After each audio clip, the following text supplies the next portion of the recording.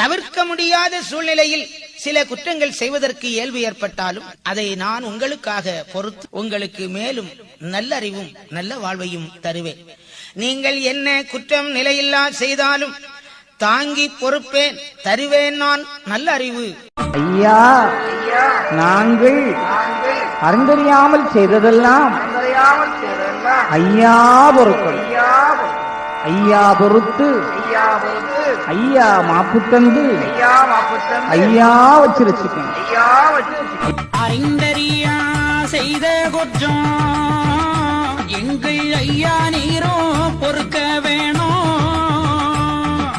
தெரிந்தறியா செய்த குற்றம்